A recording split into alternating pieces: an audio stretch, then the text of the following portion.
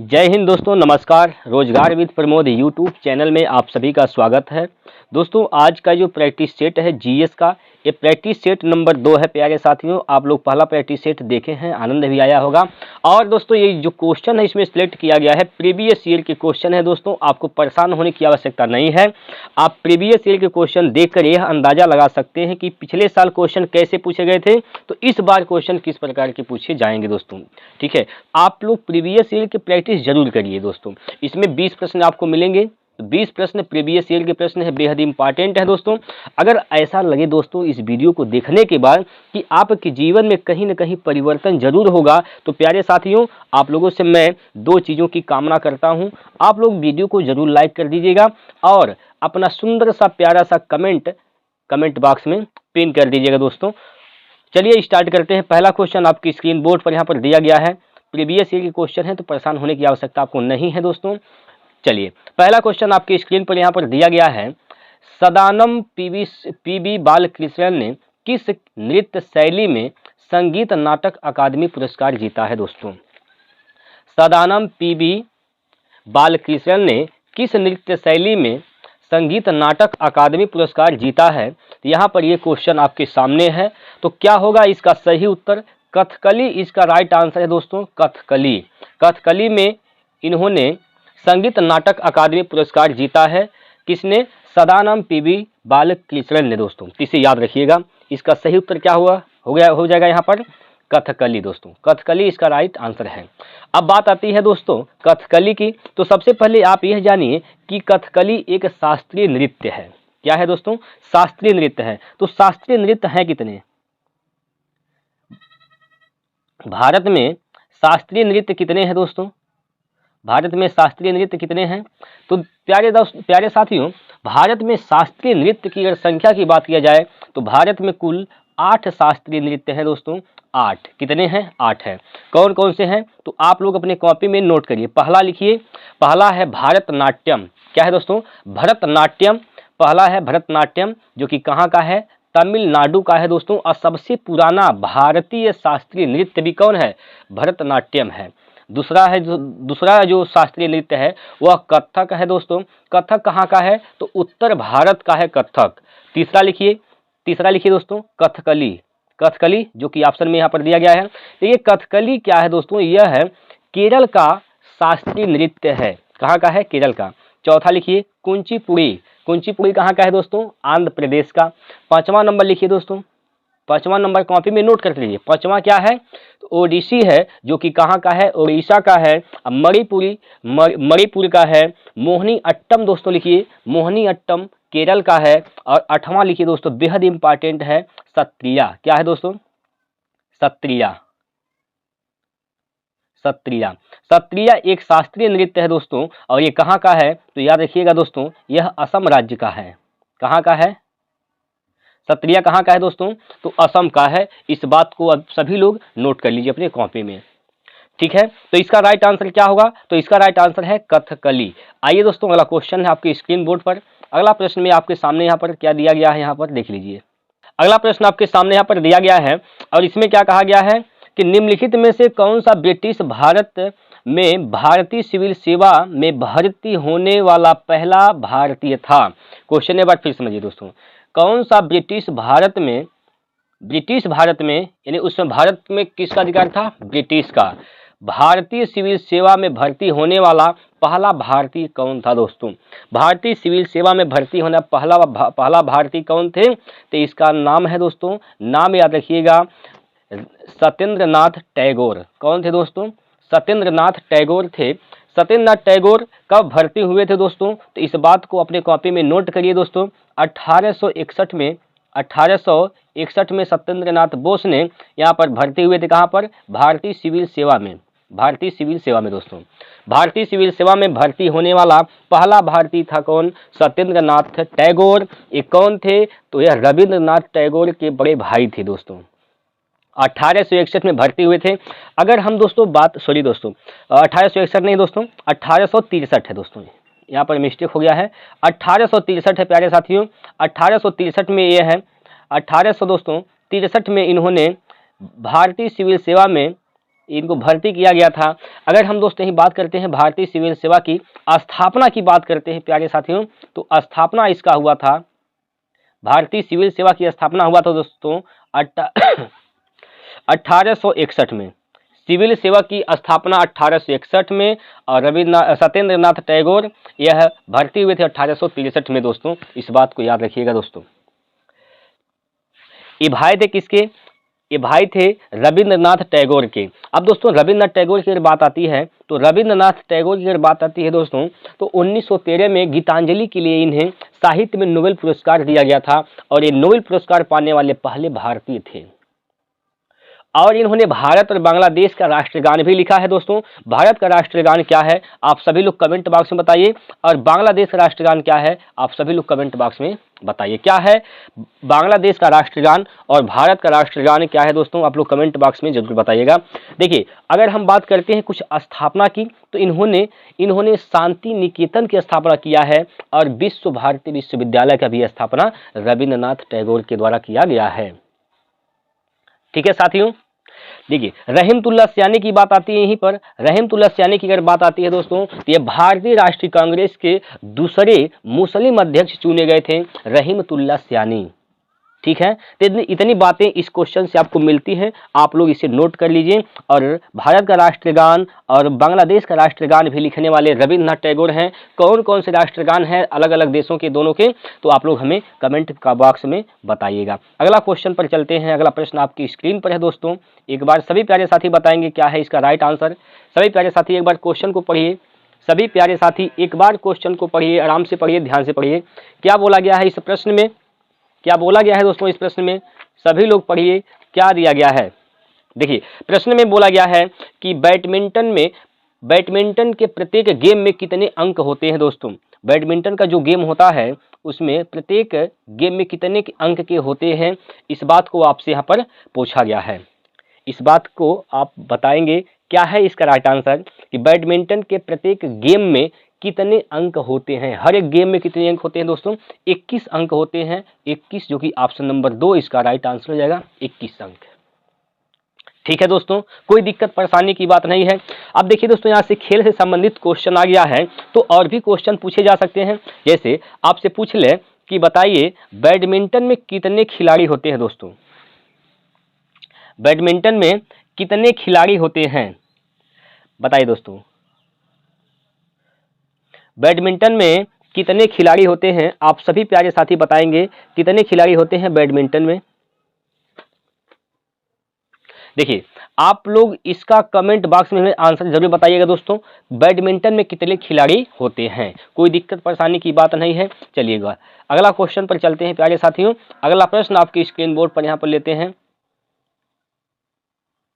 चलिए भैया अगला क्वेश्चन आपके स्क्रीन बोर्ड पर यहाँ पर दिया गया है, तो बताइए क्या है इसका राइट आंसर। देखिए प्रश्न में क्या कहा गया है, ओलंपिक में भारत के लिए प्रथम ध्वजवाहक कौन था।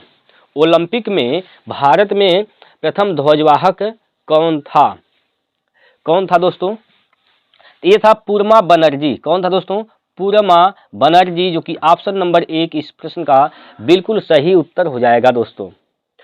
पहला जो ओलंपिक हुआ था, ठीक, वह हुआ था 1920 में दोस्तों। 1920 इसका राइट आंसर है। दोस्तों इसका तो आंसर क्या है, प्रथम ध्वजवाहक कौन था, पूर्मा बनर्जी। लेकिन यह कब हुआ था, यह हुआ था कब, यह 1920 में हुआ था। और कहाँ हुआ था, एट वर्प पे, कहाँ पर हुआ था, एट वर्प, वहां पर हुआ था 1920 में, जिसका प्रथम ध्वजवाहक बना था दोस्तों भारत के लिए पूर्मा बनर्जी। ऑप्शन नंबर ए इसका राइट आंसर हो जाएगा। ध्यानचंद, मेजर ध्यानचंद को कहते हैं हॉकी का जादूगर दोस्तों, इस बात को याद रखिएगा, हॉकी का जादूगर मेजर ध्यानचंद। चलिए साथियों अगला क्वेश्चन है आपके सामने।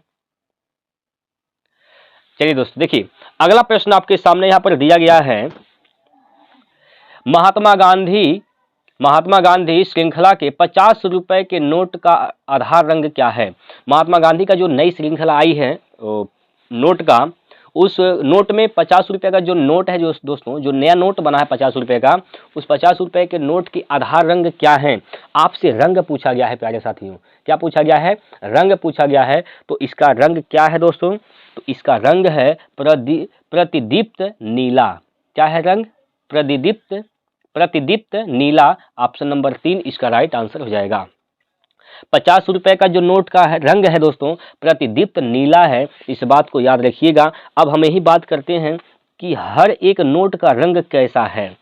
स्टार्ट करते हैं हम कहाँ से? 10 रुपए से। 10 रुपए का नोट है, 20 रुपए का भी नया नोट है, ठीक है, और 50 रुपए का नोट है नया। 50 के बाद दोस्तों 100 रुपए का नया नोट है। 100 रुपए के बाद दोस्तों 200 रुपए का नोट है नया। 200 रुपए का भी नया नोट है, और 500 का नया नोट है दोस्तों। 500 रुपए का नया नोट है। 500 के बाद दोस्तों उसके बाद 2000 का नया नोट है, नया नोट है। अब देखिए दोस्तों, अगर हम 10 रुपए की नोट की अगर बात करते हैं तो 10 रुपए के नोट का रंग कैसा है? तो चॉकलेटी भूरा है दोस्तों, चॉकलेटी भूरा है 10 रुपए के नोट का रंग। और यहीं पर हम बात किया जाए कि 10 रुपए के नोट पर किसका फोटो है, तो सूर्य का मंदिर, जो सूर्य मंदिर है कोणार्क का, वह इस पे अंकित किया गया है 10 रुपए के नोट पर। 50 रुपए की बात किया जाए, 20 रुपए की बात किया जाए तो 20 रुपए का रंग कैसा है? तो यह हरा नीला है दोस्तों। कैसा है? हरा नीला है। इसमें क्या इसमें कौन सा चित्र दिया गया है इसमें? तो एलोरा की गुफा, एलोरा की गुफा का जो चित्र है हांकी में जो बना है वही 20 रुपए के नोट पर यहाँ पर अंकित किया गया है। 50 रुपए का रंग कैसा है? तो प्रतिदीप्त नीला है। प्रतिदीप्त क्या है? नीला है। सॉरी दोस्तों, यहाँ पर मिस्टेक हो गया है। जो 20 रुपए का नोट है उसमें एलोरा की गुफा है दोस्तों। अब 50 रुपए के नोट पर क्या चीज अंकित किया गया है? हम्पी, जो कि कहाँ पर है? कर्नाटक में स्थित है दोस्तों। एक बार फिर समझिए, 20 रुपए के नोट पर किसका चित्र है? एलोरा की गुफा पर। 50 रुपए के नोट पर किसका चित्र है? हम्पी का। हम्पी कहाँ पर है दोस्तों? कर्नाटक। कभी दोस्तों हम्पी विजयनगर साम्राज्य की राजधानी हुआ करती थी, इस बात को भी आप लोग याद रखिएगा। 100 रुपए का नोट का रंग कैसा है? तो हल्का बैगनी है, रानी की वाव इस पे अंकित किया गया है। 200 रुपए का नोट का रंग क्या है? तो चमकीला पीला है, सांची का स्तूप है 200 रुपए के नोट पर। 500 रुपए का नोट का रंग कैसे है? तो स्लेटी है दोस्तों, स्लेटी है, और इस 500 रुपए के नोट पर लाल किला का चित्र अंकित किया गया है। 2000 रुपए का रंग कैसा है? तो यह गहरा गुलाबी रंग का है, और इस पे क्या है दोस्तों? तो मंगलयान है, मंगलयान है। इस बात को सभी प्यारे साथी अपने कॉपी में नोट करिए। 1 से 2 बार सुनिए दोस्तों, यकीन मानिए 2-3 बार सुनेंगे तो आपको बिना लिखे ही याद हो जाएगा, कोई दिक्कत परेशानी की बात नहीं है। अगला क्वेश्चन है आपके स्क्रीन बोर्ड पर। अगला प्रश्न देखिए दोस्तों, आपके सामने है, पढ़िए एक बार सभी लोग क्वेश्चन को आराम से समझिए। कह रहा है निम्नलिखित में से कौन सा आंध्र प्रदेश का एक शास्त्रीय नृत्य रूप है? आंध्र प्रदेश का कौन सा एक शास्त्रीय नृत्य रूप है, यह आपसे क्वेश्चन पूछा गया है दोस्तों। ये आंध्र प्रदेश का कौन सा? कुचिपुड़ी। कुचिपुड़ी कहाँ का दोस्तों? आंध्र प्रदेश का। ऑप्शन नंबर 3 इसका राइट आंसर हो जाएगा, ठीक है। शास्त्रीय नृत्य तो आप लोगों को मैं बता ही दिया हूं, तो उससे आप लोग एक बार रिवीजन कर लीजिए। शास्त्रीय नृत्य कौन कौन से हैं? 8 शास्त्रीय नृत्य है दोस्तों। भरतनाट्यम है, कथक है, कथकली है, कुचिपुड़ी, ओडिसी, मणिपुरी, मोहिनी अट्टम, सत्रिया। ये सभी 8 नृत्य आप लोग अपने दिमाग में स्टोर कर लीजिए दोस्तों, ठीक है। चलिए अगला क्वेश्चन आपके स्क्रीन बोर्ड पर यहाँ पर दिया गया है। अगला क्वेश्चन आपके स्क्रीन बोर्ड पर दिया गया है, रेड क्रॉस अभिक्रिया, रेडॉक्स अभिक्रिया की पहचान कीजिए दोस्तों। रेडॉक्स अभिक्रिया कौन सी इसमें दिया गया है? तो कौन सी अभिक्रिया रेडॉक्स अभिक्रिया होगी? तो इसका जो आंसर है दोस्तों ऑप्शन नंबर 3 है, यह रेडॉक्स अभिक्रिया है, ऑप्शन नंबर 3, ठीक है दोस्तों। अब रेडॉक्स अभिक्रिया के बारे में अगर आप जानना चाहते हैं डिटेल से, तो आप लोग नीचे कमेंट बॉक्स में कमेंट करिए। तो रेडॉक्स अभिक्रिया नहीं, जितने भी अभिक्रियाएं हैं दोस्तों सभी के बारे में हम लोग डिटेल पढ़ेंगे। तो आप लोग को अगर आप लोगों को चाहिए, आप लोग जानना चाहते हैं इसके बारे में, तो नीचे कमेंट बॉक्स है दोस्तों, कमेंट जरूर करिएगा, तो मैं इस पर एक वीडियो बनाकर आपको बता दूंगा दोस्तों। अगला क्वेश्चन है भैया आपके सामने, चलिएगा। अगला प्रश्न आपके स्क्रीन बोर्ड पर यहाँ पर दिया गया है कि हिंदू के महीने में हिंदू देवता भगवान शिव के सम्मान में महाशिवरात्रि मनाई जाती है, तो कहाँ मनाई जाती है दोस्तों? किस महीने में मनाई जाती है? यह क्वेश्चन आपके सामने यहाँ पर दिया गया है। तो यह जो महाशिवरात्रि का त्यौहार मनाते हैं प्यारे साथियों भगवान शिव के सम्मान में, तो यह कब मनाया जाता है? तो यह मनाते हैं फागुन के महीना में, ऑप्शन नंबर 3, ऑप्शन नंबर 3 है इसका राइट आंसर है दोस्तों। चलिए अगला प्रश्न आपके स्क्रीन बोर्ड पर यहाँ पर है, अगला प्रश्न आपके स्क्रीन बोर्ड पर दिया गया है दोस्तों। अगला प्रश्न यहाँ पर ये है, पंचवर्षीय 5वीं पंचवर्षीय योजना और 6वीं पंचवर्षीय योजना के बीच की योजना को किस रूप में जाना जाता है? 5वीं पंचवर्षीय योजना और 6वीं पंचवर्षीय योजना के रूप में जो बीच का जो गैप है दोस्तों, उसको किस नाम से जाना जाता है? उसको किस नाम से जाना जाता है? तो उसको जाना जाता है दोस्तों rolling plant. Option number 3 rolling plant के नाम से जाना जाता है। इस बात को नोट कर लीजिए कॉपी में, ठीक है। चलिएगा अगला प्रश्न है दोस्तों, अगला प्रश्न आपके स्क्रीन बोर्ड पर है, यहाँ पर आ जाइए। सभी प्यारे साथी, अभी तक जितने भी हमारे दोस्त भाई बहन जो लोग वीडियो को देख रहे हैं, तो अभी जो लोग वीडियो को लाइक नहीं किए हैं दोस्तों, तो आप लोग लाइक कर दीजिए। दोस्तों हम आप लोगों के लिए मेहनत कर रहा हूं, तो आप लोगों का एक फर्ज जरूर बनता है कि आप लोग छोटा सा एक कमेंट भी अपने कमेंट बॉक्स में पिन कर दीजिए दोस्तों, ठीक है। वीडियो को लाइक जरूर करिएगा और दोस्तों को साथ शेयर भी कर दीजिए, ताकि हर एक दोस्तों का इससे फायदा हो सके। तो अगला क्वेश्चन 10 नंबर है। 10 नंबर का प्रश्न दिया गया है, जुआन लैंग के अनुसार नालंदा बौद्ध मठ के प्रवेशकों में से कठिन प्रश्न पूछते थे जिनका उत्तर देना बहुत ही कठिन था। कहाँ गए? वो कहे गए थे, तो उनको बोलते हैं भैया क्या बोलते हैं? तो इनको बोलते हैं द्वारपाल। क्या बोलते हैं दोस्तों? द्वारपाल, ठीक है। द्वारपाल इसका राइट आंसर है। अगला प्रश्न देखिए, अक्टूबर 2022 तक भारतीय कम्युनिस्ट पार्टी के महासचिव कौन हैं? अक्टूबर 2022 तक कौन है महासचिव? तो बताइए भैया कौन है महासचिव अक्टूबर 2022 तक के लिए? बताइए। ये है डी राजा है दोस्तों। डी राजा ऑप्शन नंबर 2 इसका राइट आंसर है, डी राजा, ठीक है।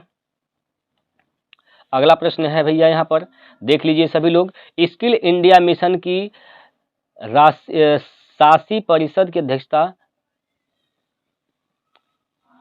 यहाँ पर दोस्तों शासी परिषद की अध्यक्षता करते हैं कौन करते हैं? तो इसका अध्यक्षता करने वाले कौन होते हैं दोस्तों? इसकी अध्यक्षता करने वाले होते हैं दोस्तों कौन? बताइए, आप लोग बताइए कौन होते हैं इसकी अध्यक्षता करने वाले? इसकी अध्यक्षता करते हैं दोस्तों प्रधानमंत्री। ऑप्शन नंबर 3 इसका राइट आंसर है, प्रधानमंत्री, ठीक है। चलिए अगला प्रश्न, अर्थव्यवस्था के प्रत्येक क्षेत्र द्वारा सकल घरेलू उत्पाद में किए गए योगदान को सकल घरेलू उत्पाद की जाती है। उसे क्या कहा गया है भैया? उसे क्या कहा गया है? क्या कहा गया है इसे? तो इसे कहा गया है संरचनात्मक संरचना। ऑप्शन नंबर 1 इसका राइट आंसर है, संरचनात्मक संरचना, ठीक है दोस्तों। बताइए, आप लोग अपना जवाब दीजिए भैया कमेंट बॉक्स में। क्या कोई दिक्कत परेशानी है यहाँ पर? चलिएगा अगला प्रश्न, घुमंतु पालन में चरवाहे अपने पशुओं के साथ एक स्थान से दूसरे स्थान पर मार्गों से जाते हैं और किसके लिए निर्धारित है? ये किसके लिए निर्धारित है दोस्तों? किसके लिए निर्धारित किया गया है? तो निर्धारित किया गया है चारा और जल के लिए, यानी चारा और जल के लिए ही पशुपालन एक स्थान से दूसरे स्थान अपने पशुओं को लेकर जाते हैं। तो इसका उत्तर क्या हो जाएगा? Option number 3। अगला प्रश्न है भैया, प्रश्न नंबर 15 है, निम्नलिखित में से किसे सितंबर 2022 में त्रिपुरा भारत से राज्यसभा के सदस्य के रूप में निर्वाचित किया गया था? किसे निर्वाचित किया गया था दोस्तों? यह निर्वाचित किया गया था दोस्तों विप्लव कुमार देव को। विप्लव कुमार देव इसके राइट आंसर हो जाएंगे, ऑप्शन नंबर 4, विप्लव कुमार देव। अब दोस्तों अगर हम यही बात करते हैं त्रिपुरा राज्य की, तो त्रिपुरा राज्य में दोस्तों लोकसभा की कितनी सीटें हैं दोस्तों? लोकसभा की दोस्तों यहाँ पर 2 सीटें हैं और राज्यसभा की यहाँ पर 1 सीटें हैं दोस्तों। इस बात को भी आप लोग अपनी कॉपी में नोट करिएगा। अगला प्रश्न है, अगला प्रश्न आपके सामने यहाँ पर है, देखिए, भारतीय संविधान का कौन सा अनुच्छेद जीवन और व्यक्तित्व स्वतंत्रता के संरक्षण से संबंधित है? भारतीय संविधान का कौन सा अनुच्छेद है जो जीवन और व्यक्तिगत स्वतंत्रता के संरक्षण से संबंधित है दोस्तों? यह आपको बताना है। बताइए कौन सा उत्तर इसका सही होगा, कौन सा इसका उत्तर बिल्कुल सही होगा दोस्तों, बताइए आप सभी लोग। तो कौन सा उत्तर सही होगा दोस्तों? ऑप्शन नंबर 2 आर्टिकल यानी अनुच्छेद 21। अनुच्छेद 21। सभी लोगों ने सही सही जवाब दिया है दोस्तों। जीवन और व्यक्तिगत स्वतंत्रता के संरक्षण से संबंधित अनुच्छेद है अनुच्छेद 21। ठीक है, अनुच्छेद 21। ठीक है दोस्तों। अनुच्छेद 19 में क्या है दोस्तों? 19 है स्वतंत्रता का अधिकार। कितने प्रकार की स्वतंत्रता है? 6 प्रकार की। बोलने की स्वतंत्रता है, सभा करने की स्वतंत्रता बिना हथियार लिए, और संघ बनाने की स्वतंत्रता है, आवागमन की स्वतंत्रता है दोस्तों, निवास करने की स्वतंत्रता है, व्यवसाय करने की स्वतंत्रता है। 19 के अंतर्गत कुल 6 प्रकार की स्वतंत्रता दिया गया है दोस्तों। कैसे याद रखेंगे? देखिए, याद रखने का तरीका, बोलेंगे तो भीड़ जुटेगी, भीड़ जुटेगी तो संघ बनेगा, सभा बनेगा, और संघ जुटे जब बोलेंगे तो भीड़ जुटेगी, जब भीड़ जुटी जाएगी दोस्तों तो कहीं भीड़ को लेकर जाना आना की व्यवस्था करना पड़ेगा, और जब कहीं आएंगे जाएंगे तो वहाँ पर निवास करने की व्यवस्था करनी पड़ेगी, रुकने ठहरने की व्यवस्था करना पड़ेगी, और उसके बाद जब कहीं आप ठहरेंगे तो जीविका चलाने की आवश्यकता पड़ेगी, यानी कोई व्यवसाय करने की आवश्यकता पड़ेगी दोस्तों। तो इस प्रकार से 6 अधिकार हैं अनुच्छेद 19 के तहत। ठीक है, स्वतंत्रता का अधिकार। उसके बाद हम बात करते हैं 20 में क्या है, तो दोष सिद्धि से संबंधित अधिकार दिया गया है, दोष सिद्धि है। और 22 में क्या है दोस्तों? तो अनुच्छेद 22 में क्या है? अनुच्छेद 22 में है दोस्तों, कुछ दशाओं में गिरफ्तारी एवं निरोध से संरक्षण है, अनुच्छेद 22। तो ये चारों अनुच्छेद आप लोग याद रखिएगा। इसका उत्तर क्या है? तो इसका तो उत्तर दोस्तों ऑप्शन नंबर 1-2 है, अनुच्छेद 21। अगला क्वेश्चन है अब भैया आपके सामने, अगला प्रश्न यहाँ पर दिया क्या गया है, क्या दिया गया है? देखिए, निम्नलिखित में से कौन सा मामला फौजदारी कानून का मामला नहीं है दोस्तों? कौन सा मामला है जो फौजदारी कानून का मामला नहीं है? तो यह मामला तलाक का मामला है दोस्तों। यह फौजदारी का मामला नहीं होता है, क्योंकि तलाक होता झगड़ा नहीं होता है ना। फौजदारी मतलब मारपीट झगड़ा जब होता है फौजदारी का मामला हो गया। तलाक होता है तो झगड़ा कहाँ होता है, बस नॉर्मल तलाकनामा होती है। तो तलाक का जो मामला है यह फौजदारी की मामला नहीं होती है। बाकी देखिए, हत्या करेंगे फौजदारी है, दहेज के लिए प्रताड़ित करेंगे तो भी क्या है दोस्तों, वह भी एक फौजदारी ही है। इसीलिए दोस्तों दहेज लेना गुनाह है दोस्तों, दहेज ना लें तो ही बेहतर है दोस्तों, क्योंकि दहेज से कहीं न कहीं नुकसान होता है, परिवार में कलह की कारण बनता है दहेज दोस्तों। तो दहेज भी क्या है, दहेज के लिए अगर आप किसी को प्रताड़ित करते हैं तो यह आप फौजदारी कानून का मामला हो जाता है। ठीक है, और चोरी भी क्या है, ये फौजदारी का मामला है दोस्तों, चोरी भी। तो तलाक का मामला फौजदारी का मामला नहीं है, तो इसका उत्तर है तलाक का मामला। देखिए दोस्तों, अगला क्वेश्चन प्रश्न नंबर 18 है दोस्तों। अगला प्रश्न नंबर 18 दिया गया है, 2011 की जनगणना के अनुसार भारत में सर्वाधिक महिला साक्षरता दर वाले राज्य का नाम बताइए दोस्तों। कौन सा राज्य है जो 2011 की जनगणना हुआ था उसके अनुसार सबसे ज़्यादा महिला साक्षरता थी? तो कौन से राज्य में दोस्तों? केरल राज्य में दोस्तों, याद रखिएगा, केरल ऑप्शन नंबर 2 इसका राइट आंसर हो जाएगा, केरल। ठीक है, केरल में साक्षरता दर 2011 की जनगणना के अनुसार बहुत ज़्यादा था, इसका उत्तर क्या हो जाएगा? केरल। चलिए अगला क्वेश्चन है, मानव शरीर में भोजन एक सतत नलिका से होकर गुजरता है जो शुरू होती है और गुदा पर समाप्त होती है। उस सतत नलिका का नाम क्या है, ये आपसे पूछा गया है दोस्तों। उस सतत नलिका को क्या कहते हैं? मुख गह्वर बोलते हैं दोस्तों, ऑप्शन नंबर 2 मुख गह्वर। ठीक है, चलिए दोस्तों प्रश्न नंबर 20 और ये लास्ट प्रश्न है दोस्तों। प्रश्न नंबर 20 लास्ट प्रश्न है, तो आप लोग इसका जवाब जरूर बताइए। तमिलनाडु के तट पर वर्षा का बड़ा हिस्सा के दौरान होता है। तमिलनाडु के तट पर सबसे ज़्यादा वर्षा किस समय में होता है दोस्तों? किस समय में होता है, यहाँ पर ये क्वेश्चन आपसे पूछा गया है। तो ये होता है कब? अक्टूबर और नवंबर के महीना में दोस्तों। अक्टूबर और नवंबर के महीना में दोस्तों तमिलनाडु में बहुत ज़्यादा बारिश होती है, तो इस बात को याद रखिए, अक्टूबर और नवंबर। ठीक है दोस्तों, इसमें टोटल 20 प्रश्न हमने आपको प्रैक्टिस कराया है। 20 के 20 प्रश्न हैं और 20 प्रश्नों में से आपने कितने प्रश्नों के सही जवाब दिए हैं आप लोग नीचे कमेंट बॉक्स में जरूर बताइएगा दोस्तों। फिर हम लोग आगे मिलेंगे दोस्तों, अगले प्रैक्टिस सेट को लेकर मिलेंगे। 20 प्रश्न का प्रैक्टिस सेट हमारा डेली चलता रहेगा जब तक आपका एग्जाम ना खत्म हो जाए दोस्तों। तो आप लोग हमारे साथ नहीं जुड़े हैं तो अभी जुड़िए दोस्तों, बहुत इंपॉर्टेंट है ये सेट आपके लिए। मैथ का भी सेट मैं ला रहा हूँ दोस्तों और जीएस का भी सेट ला रहा हूँ। जीएस का, मैथ का सेट 2 कैटेगरी से चलेंगे दोस्तों, एक चलेगा चैप्टर वाइज और एक चलेगा मिसलेनियस सेट। तो आप लोग इसे जरूर देखिएगा। जीएस का तो चल ही रहा है, आप लोग देख ही रहे हैं दोस्तों। आप लोगों का प्यार हमारे साथ बना रहे, यकीन मानिए दोस्तों इस बार सिलेक्शन आपका ही होगा, पक्का है। बस आपको मेहनत की आवश्यकता है दोस्तों। ठीक है, तो आज के लिए दोस्तों इतना ही। फिर हम लोग कल मिलते हैं अगले वीडियो में अगला प्रैक्टिस सेट लेकर। तब तक के लिए जय हिंद, जय भारत। आप सभी प्यारे साथी अपना ध्यान रखें।